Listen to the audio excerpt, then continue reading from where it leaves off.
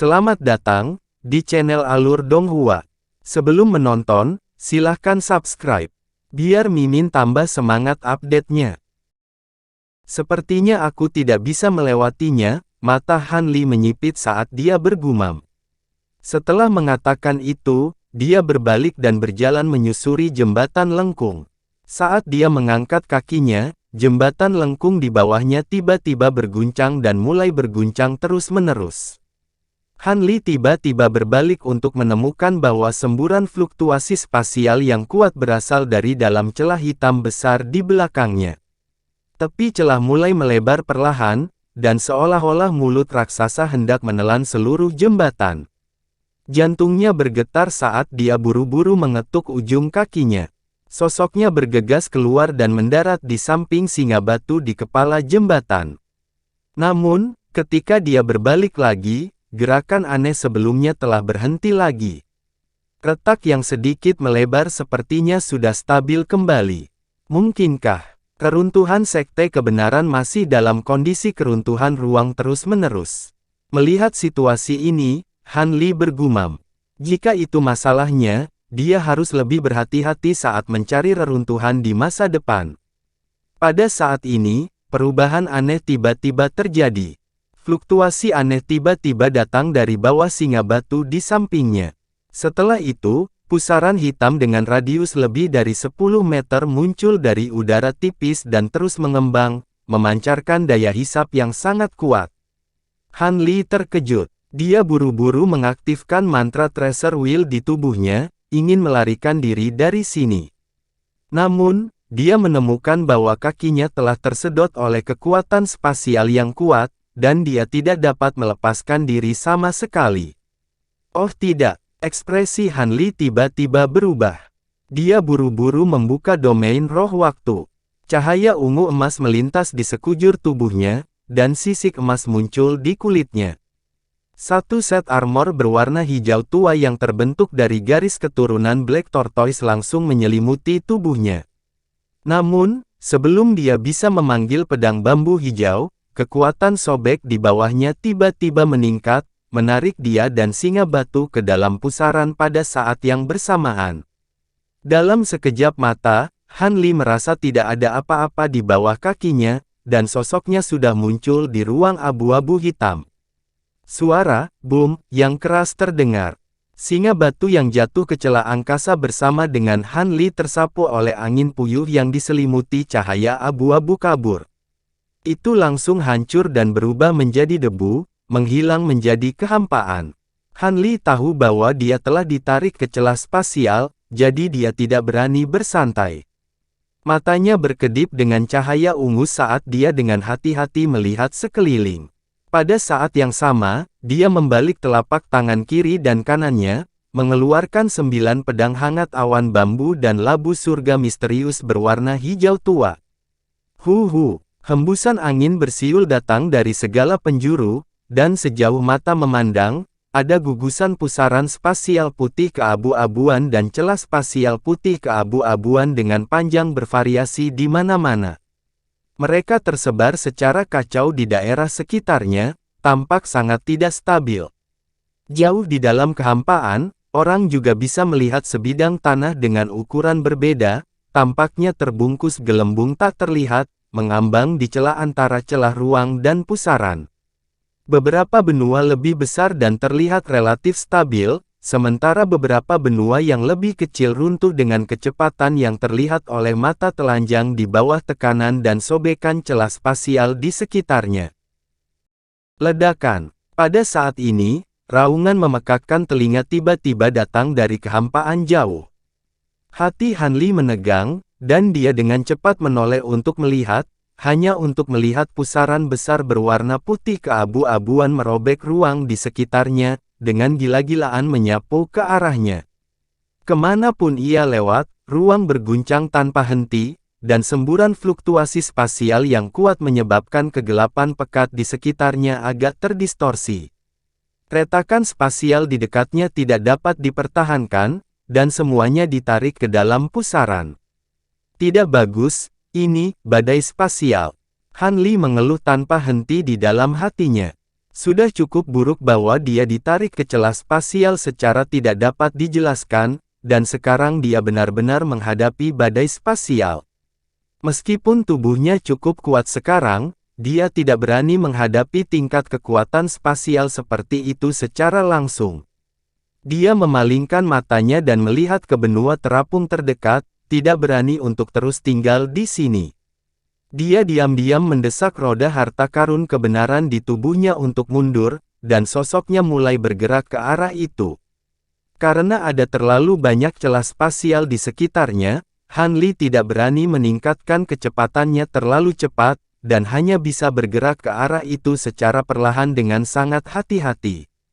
Setelah terbang lebih dari 10.000 kaki, Han Li berhenti sejenak sebelum berbalik untuk melihat badai spasial, di mana ekspresi yang sangat tegang muncul di wajahnya. Dia melihat bahwa pusaran putih keabu-abuan yang sebelumnya hanya memiliki keliling 100.000 kaki, pada saat ini, sebenarnya telah meningkat menjadi lingkar 100.000 kaki. Meskipun arah pergerakannya tidak langsung ke arah Han Li, karena terus meluas, dampak pada ruang yang semula tidak stabil ini hanya akan menjadi semakin besar. Jika dia tidak dapat mencapai benua di depannya sebelum pusaran putih keabu-abuan mempengaruhinya, dia hanya bisa melihat dirinya dan ruang sekitarnya ditarik ke dalam pusaran sedikit demi sedikit, dan akhirnya hancur berkeping-keping. Jika dia mati di sini, tidak hanya mayatnya tidak akan ditinggalkan, bahkan Nas Chen Sol dan jiwa ilahinya pasti akan hilang sepenuhnya di bawah angin kencang. Aku tidak bisa terlalu peduli. Han Li berpikir dalam hatinya, dan domain roh yang menyelimuti tubuhnya meluas beberapa kali, sosoknya tiba-tiba berakselerasi, berubah menjadi cahaya keemasan yang mengalir, dan dengan cepat bergerak melalui kehampaan. Ratusan ribu kaki, puluhan ribu kaki, ribuan kaki. Melihat benua semakin dekat dan dekat, pemandangan di atasnya menjadi semakin besar, Han Li bahkan bisa mencium aroma tumbuh-tumbuhan di atasnya, dan hatinya tergantung di tenggorokannya. Sedikit lagi, sedikit lagi. Tepat ketika dia hendak mencapai ujung benua, sebuah ledakan tiba-tiba terdengar. Badai spasial yang sangat besar tiba-tiba meledak, dan cahaya putih menyilaukan menyala di tengah, dan bilah cahaya putih keabu-abuan yang tak terhitung jumlahnya terbang ke segala arah. Bilah cahaya putih keabu-abuan ini memiliki ukuran yang berbeda, ada yang panjangnya ratusan kaki, dan ada yang hanya beberapa inci. Semuanya terbungkus dalam kekuatan spasial yang keras dan primitif, dan kekuatannya tidak dapat diprediksi. Merasakan perubahan di sana, ekspresi Han Li menjadi semakin jelek, dan dia tidak punya waktu untuk berbalik. Dia hanya bisa mempercepat, bergegas menuju benua di depannya. Pada saat ini, fluktuasi spasial yang hebat tiba-tiba datang dari belakang. Bang, bang, bang. Hati Han Li bergetar, dan tepat ketika dia hendak melakukan sesuatu, beberapa ledakan terdengar di belakangnya, dan domain roh waktu Han Li terkena beberapa bilah cahaya putih keabu-abuan, dan sebelum itu bisa memperlambatnya, itu terkoyak oleh kekuatan spasial, dan menghilang dengan sendirinya. Han Li menjerit liar, dan segera menukik ke bawah menuju benua tanpa mempedulikan keselamatannya sendiri. Suara ledakan berat terdengar. Tubuhnya menabrak lapisan penghalang spasial yang tak terlihat tetapi sangat kokoh, dan dia gagal melewatinya, dan terpental ke atas. Han Li mengeluarkan erangan teredam, dan sudah terlambat untuk terbang menuju benua lagi. Bilah cahaya putih keabu-abuan sepanjang 3 kaki telah terbang, menusuk ke arah jantungnya dari belakang. Pada saat kritis ini, dia tidak punya waktu untuk berpikir, dan meletakkan labu surga misterius di belakangnya dengan backhand, dan dengan cepat membuat segel dengan tangan lainnya. Labu hijau bersinar terang, dan pusaran muncul di mulut labu, dan dengan suara, embusan, lembut, bilah cahaya putih keabu-abuan tersedot ke dalam labu. Han Li memegang labu di tangannya, dan merasakan hantaman besar datang ke arahnya, dan hampir melepaskannya. Dia akhirnya memiliki kesempatan untuk mengatur napas, dan dia tidak berani melepaskannya. Tubuhnya tiba-tiba berakselerasi, dan dia bergegas menuju benua itu lagi. Pada saat ini, dia tiba-tiba merasakan sakit yang membakar di telapak tangannya. Ketika dia melihat ke bawah, dia melihat labu hijau di tangannya telah berubah menjadi merah seperti sepotong besi yang dimasak, dan tubuh labu itu bergetar tanpa henti, seolah-olah akan meledak kapan saja. Hati Han Li tergerak, dan dia menyingkirkan pedang hangat awan bambu, mengangkat tangan, dan menamparkan bagian bawah labu surga misterius dengan keras. Bang! Ada ledakan lembut, dan bilah cahaya putih keabu-abuan yang telah tersedot ke dalam labu meledak, dan langsung menuju penghalang spasial di luar benua. Ledakan! Raungan yang mengguncang bumi terdengar, dan di ruang luar benua, ada celah sempit yang tampak seperti celah ruang angkasa. Panjangnya hanya beberapa kaki, tetapi sangat tidak stabil, dan sepertinya akan menghilang kapan saja. Han Li tidak berani melewatkan kesempatan ini, dan mantra Treasure Wheel di tubuhnya terbalik secara ekstrim. Tubuhnya tiba-tiba melintas, dan dia menembak ke celah. Saat berikutnya, seluruh tubuhnya jatuh ke tanah seperti meteorit, dan kemudian menabrak puncak gunung yang tinggi. Dalam sekejap, bebatuan di puncak gunung runtuh, asap dan debu mengepul. Tapi kemudian, sosok Han Li terbang keluar dari sana. Dia melayang di udara, melihat celah yang perlahan menutup di langit. Dia menghela nafas panjang, dan hatinya dipenuhi rasa takut yang berkepanjangan. Adegan tadi benar-benar terlalu berbahaya. Jika reaksinya sedikit lebih lambat, atau jika dia tidak memiliki labu surga misterius, dia takut dia akan berada dalam masalah besar. Tampaknya reruntuhan sekte kebenaran yang tampaknya damai masih penuh bahaya, dan dia sedikit ceroboh sebelumnya. Setelah beberapa saat, tubuhnya perlahan turun dan sampai di bawah naungan pohon hijau. Dia bersandar pada batu aneh dan perlahan duduk. Dia mengangkat labu surga misterius di tangannya dan merasa masih ada sisa panas di telapak tangannya, tapi tidak lagi sesakit sebelumnya. Warna merah pada labu juga perlahan surut, secara bertahap kembali ke warna hijau gelap aslinya. Setelah Han Li melihatnya sebentar, dia melepaskan indera ilahi untuk menjelajahinya dengan hati-hati sejenak. Dia menemukan bahwa tidak ada masalah besar dengan kekuatan spiritual di dalamnya, termasuk pedang hangat awan bambu hijau dan senjata dewa lainnya. Baru kemudian dia merasa sedikit lega. Dia menyingkirkan labu itu, mengeluarkan ramuan, dan menutup matanya untuk mengatur napasnya. Sekitar setengah jam kemudian, dia membuka matanya lagi, dan aura di tubuhnya kembali stabil. Setelah berdiri, Han Li meregangkan tubuhnya dan mulai melihat sekeliling. Segera, dia menemukan bahwa hutan di sekitarnya penuh dengan bebatuan aneh, yang terbentang dari hutan lebat. Tempat apa ini? Apakah itu juga di suatu tempat di reruntuhan? Dengan ragu, Han Li berjalan menyusuri bebatuan aneh ini sampai keluar. Ketika Han Li keluar dari hutan, dia merasa sekelilingnya tiba-tiba menjadi terbuka. Setelah melihat sekeliling, dia terus berjalan ke depan. Tidak lama kemudian, dia sampai di hutan batu luas yang dibentuk oleh segala jenis bebatuan yang bergerigi dan aneh. Di tengah hutan batu, ada platform batu bundar dengan keliling sekitar 10.000 kaki dan tingginya lebih dari 100 kaki. Warnanya biru, dan secara alami terhubung ke gunung di bawah. Itu ditutupi retakan dan lumut yang saling silang, dan sepertinya sudah ada di sana selama beberapa waktu. Melihat situasi ini, Han Li sedikit mengernyit. Dia samar-samar merasa bahwa platform tinggi di depannya sepertinya agak familiar. Setelah dia merenung sejenak, dia tiba-tiba melompat dan terbang ke peron batu.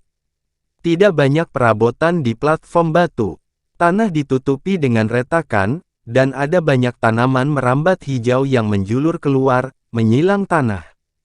Tapi yang istimewa adalah seluruh platform batu itu sepertinya dipenuhi dengan kekuatan hukum waktu yang lemah. Selain itu, di tepi platform batu tidak jauh dari situ, terdapat sebuah tablet batu raksasa dengan ketinggian 100 meter. Itu juga ditutupi dengan lumut dan tanaman merambat hijau. Ketika Hanli berjalan lebih dekat, dia menemukan bahwa di bawah tanaman merambat, ada beberapa kata emas gelap yang terukir dalam tulisan segel emas. Dharma dunia. Dia mengerutkan kening dan melihat sekeliling lagi. Dia melihat bahwa gunung itu dikelilingi oleh lautan awan yang luas. Dia tiba-tiba menyadari, ternyata ada di sini. Platform batu ini adalah tempat dia melihat biksu bertelinga besar melalui dinding kristal, yang juga merupakan tempat leluhur tua Miluo berkhotbah kepada muridnya. Pada saat itu, dia hanya mendengarkan khotbah tak terduga leluhur tua Miluo, dan kekuatan magisnya diaktifkan secara otomatis. Belakangan, dia bahkan membuka 8 lubang abadi sekaligus, yang sangat menguntungkannya. Sayangnya, sejak saat itu, dia tidak pernah memiliki kesempatan lagi untuk melihat pemandangan ini melalui dinding kristal. Tapi secara kebetulan, dia datang ke sini lagi. Mungkin itu adalah pengaturan langit, memberinya kesempatan untuk memerankan kembali adegan khotbah leluhur tua Miluo. Memikirkan hal ini, Hanli segera memberi isyarat dengan kedua tangannya. Cahaya keemasan meledak di belakangnya, dan mantra Treasure Wheel melayang perlahan dan berputar. Saat berikutnya, sosoknya melintas ke langit dan melayang di sana. Saat itu, dia terpengaruh oleh dinding kristal dan tidak dapat melihat seluruh platform batu. Hari ini, dia secara alami harus memilih posisi yang baik. Dia mengubah tanda tangannya dan diam-diam meneriakkan, "Memadat." Begitu kata ini keluar, ratusan pola pada mantra Treasure Wheel di belakangnya tiba-tiba menyala. Mata kebenaran yang tertahan di tengah tiba-tiba terbuka. Di dalamnya, sebuah bola mata besar yang terlihat seperti terbuat dari cairan emas berguling dan memancarkan cahaya keemasan yang diproyeksikan pada platform batu. Setelah platform batu hijau bermandikan cahaya keemasan samar juga muncul di permukaan tubuhnya. Saat cahaya terjalin dalam kehampaan, itu membentuk potongan-potongan cahaya dan bayangan, dan sosok-sosok yang akrab muncul dari sana. Seperti yang diharapkan, melihat ini, Hanli bergumam. Tatapannya beralih dari pria kayu berjubah kuning bernama Muyan, ke balita berkepala besar setinggi 5 kaki yang dia lihat di istana air, dan kemudian ke pria bertelanjang dada dengan pola api di sekujur tubuhnya. Akhirnya, tatapannya berhenti pada biksu gendut berjubah merah. Tatapannya baik, dan dia dengan santai duduk bersila. Dia dengan lembut memutar-mutar untaian manik-manik Buddha Jasper di tangannya. Mulutnya perlahan membuka dan menutup, dan dia mengatakan sesuatu dengan kecepatan sedang. Setiap kali dia membuka mulutnya, serangkaian rune 5 warna terbang keluar di antara bibir dan giginya, berubah menjadi pita 5 warna yang naik ke langit, kemudian beresonansi dengan langit dan bumi, dan banyak fenomena aneh muncul. Meski sudah kedua kalinya dia melihat pemandangan ini, Hanli masih merasa takjub di hatinya. Hanya saja berbeda dari yang terakhir kali. Dalam pemeragaan adegan kali ini, yang dia lihat adalah hantu ilusi yang dipulihkan oleh Eye of Truth, dan itu tidak terjadi secara real time. Oleh karena itu, tidak ada suasana misterius yang dia rasakan sebelumnya, dan tidak ada fenomena aneh di tubuh Hanli dari awal hingga akhir. Dia melihat angin dan awan melonjak di langit, salju turun, dan embun beku muncul. Ada banyak perubahan aneh di langit, dan dia menjadi semakin bingung. Dengan leluhur tua Miluo, yang memiliki metode luar biasa, sekte kebenaran masih dihancurkan. Seberapa kuat leluhur Dao waktu yang menghancurkan sekte kebenaran? Dia tidak bisa membayangkan. Setelah beberapa saat, pria pohon berjubah kuning itu mulai bertanya. Biksu bertelinga besar itu menjelaskan sambil tersenyum, dan kelima murid itu membungkuk padanya satu per satu. Biksu bertelinga besar itu terus berkhotbah, dan di tengah jalan, dia tiba-tiba berhenti dan mengeluarkan suara terkejut. Dia melihat ke arah yang kosong. Han Li segera melihat ke arah itu, tetapi dia melihat bahwa itu kosong, dan tidak ada apa-apa di sana. Sementara dia bingung, dia melihat 5 murid lainnya terbangun dari keadaan mabuk mereka dan melihat ke arah suara itu. Di antara mereka, Trin berjubah kuning bernama Mu Yan bahkan berdiri dan meraung marah ke arah suara itu. Han Li tiba-tiba menyadari. Bukankah ini adegan ketika dia ketahuan sedang menguping? Setelah dia tertawa getir, dia melihat ke arah leluhur tua Mi Luo. Dari sudut matanya, dia melihat ada tikus gemuk dengan tubuh mengkilap di sebelah kaus kaki Katail yang awalnya diduduki Mu Yan. Itu berdiri tegak dengan kedua kaki dan juga melihat ke arah itu. Tikus penampilan ini, mungkinkah? Han Li tanpa sadar memikirkan tikus hijau raksasa yang dia lihat di jurang dunia barbar. Kecuali perbedaan ukuran yang sangat besar, itu persis sama dengan yang ada di depannya. Sementara dia bingung, pria pohon berjubah kuning itu sudah kembali ke posisinya. Dia mengangkat tangannya dan menjentikkan kepala tikus gendut itu, dan yang terakhir itu langsung dipukul dan terguling ratusan kaki jauhnya. Pada akhirnya, setelah berbalik dan bangkit, ia benar-benar berlari ke sisi leluhur tua Mi Luo dan duduk di sudut bajunya seperti orang yang duduk bersila. Leluhur tua Mi Luo memandanginya, dan tidak menjangkau untuk mengusirnya. Dia terus berkhotbah. Melihat hal itu, pria pohon berjubah kuning itu tidak mempersulit tikus itu. Meskipun Han Li tidak dapat memperoleh manfaat sebanyak yang dia lakukan di masa lalu, dia masih fokus menonton leluhur tua Mi Luo menjelaskan kepada murid-muridnya, dan mengingat setiap tindakan leluhur tua dan murid-muridnya. Setelah sekian lama, ketika leluhur tua Mi Luo selesai berkhotbah, senyum lembut muncul di wajahnya. Tatapannya menyapu semua murid, dan dia melambaikan tangannya untuk memerintahkan mereka bubar dan memasuki pengasingan untuk memahami. Han Li menatap leluhur tua Mi Luo dengan heran. Dalam keadaan kesurupan barusan, dia benar-benar merasa bahwa tatapan leluhur tua Mi Luo sepertinya tetap di wajahnya untuk sesaat. Meski hanya sesaat, perasaan itu sangat halus, seolah ada semacam makna yang dalam di tatapannya. Mungkinkah dia tidak hanya menemukan dia yang sedang menguping, tapi juga menemukan dia yang sedang memulihkan pemandangan, dan ingin mengatakan sesuatu padanya. Setelah Han Li merenung sejenak, dia merasa itu tidak mungkin, dan hanya bisa menggelengkan kepalanya dengan senyum pahit.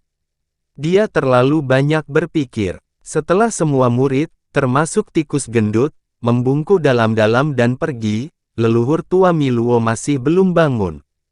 Setelah duduk bersila beberapa saat, dia menyimpan tasbih di tangannya lalu perlahan berdiri. Tubuhnya yang sangat gemuk berbalik perlahan, menghadap ke dinding batu yang bertuliskan, Sabda Dharma Langit dan Bumi, untuk beberapa saat. Tiba-tiba, dia mengangkat telapak tangannya dan menunjuk ke arah sana. Sebuah cahaya keemasan keluar dari ujung jarinya, dan dipaku ke dalam kata, "Wot," dalam sekejap. Setelah itu, biksu bertelinga besar itu berdiri dengan tangan di belakang, dan menatap ke langit. Sosoknya berangsur-angsur menjadi buram, seolah-olah dia melebur ke langit dan bumi di sekitarnya, sampai dia menghilang. Untuk beberapa alasan, ketika Han Li melihat punggungnya, dia tiba-tiba memiliki perasaan kesepian, hidup ini sekecil biji sesawi, dan dia tenggelam dalam pikiran untuk waktu yang lama. Setelah semua ketidaknormalan menghilang sepenuhnya, Han Li memberi isyarat, dan mempertahankan roda kebenaran. Sosoknya terbang ke bawah, dan tiba di depan tablet batu. Dia melambaikan lengan bajunya, dan angin sepoi-sepoi menyapu lumut dan tanaman merambat di permukaan tablet, mengungkapkan kata besar, kata, di tengahnya. Kemudian, cahaya ungu melintas di mata Han Li, dan mata ajaib neraka ke-9 diaktifkan, dan dia dengan hati-hati mengukurnya. Di bagian atas kata, Wot, memang ada lapisan cahaya keemasan kabur yang berkedip-kedip, dan sepertinya ada dunia lain di dalamnya. Han Li mengulurkan satu tangan, dan jari tengah serta jari telunjuk tangan kanannya seperti pisau. Dia menusuk ke dalam, dan dengan mudah menembus dinding batu. Dua jari menjepit slip bambu giok hijau, dan dia perlahan menariknya keluar. Dia memegang slip giok di telapak tangannya, dan ketika dia menundukkan kepalanya untuk melihat, dia melihat deretan kata-kata emas kecil yang tertulis dalam naskah segel emas. Mencari Dao di pagi dan sore hari, hukum langit dan bumi. Dengan pikiran, Han Li mengedarkan energi spiritual surgawinya untuk menyempurnakan slip bambu giok hijau, dan dia memasukkan indera ilahi ke dalamnya, dan dia menutup matanya untuk membacanya. Setelah beberapa saat, matanya tiba-tiba terbuka, dan dipenuhi dengan keterkejutan. Dalam slip bambu ini, tercatat 9 tingkat kitab suci transformasi kata sejati, dan teks aneh yang disebut induksi Sumeru. Kitab suci transformasi kata sejati, secara alami tidak asing bagi Han Li. Setelah membacanya dengan cepat, dia menemukan bahwa ada sedikit perbedaan antara isi dari kitab suci transformasi kata sejati, yang telah dia pelajari selama bertahun-tahun. Dia tidak tahu apakah itu perbedaan ekspresi teks. Untungnya, masalahnya tidak serius, dan tidak akan mempengaruhi kultivasi kitab suci, apalagi menyebabkan penyimpangan Qi. Selain itu, dalam 9 tingkat kitab suci ini, Han Li juga menemukan bahwa ada juga sedikit perbedaan dalam isi dunia Dharma, yang dia peroleh dari Mu Yan sebelumnya, tapi itu bukan masalah besar. Adapun induksi Sumeru, Han Li tidak bisa memahaminya sama sekali. Kata-kata yang terekam di dalamnya hanya beberapa ribu kata, tetapi isinya tidak jelas dan sulit dipahami. Itu tidak terlihat seperti metode kultivasi, juga bukan kekuatan magis. Setelah membaca lama sekali, Han Li masih tidak tahu apa itu. Jadi dia harus menyerah. Dia dengan hati-hati membaca 9 tingkat dari kitab suci transformasi kata sejati, lagi, dan menekan kegembiraan di hatinya dan dorongan untuk berkultivasi di tempat. Dia terbang ke bawah, dan mendarat di depan tablet batu lagi. Han Li melihat dalam-dalam pada kata-kata dunia Dharma di tablet batu, dan dengan hormat membungkuk ke belakang sosok yang telah lama menghilang. Kemudian dia melayang, dan terbang menuruni gunung.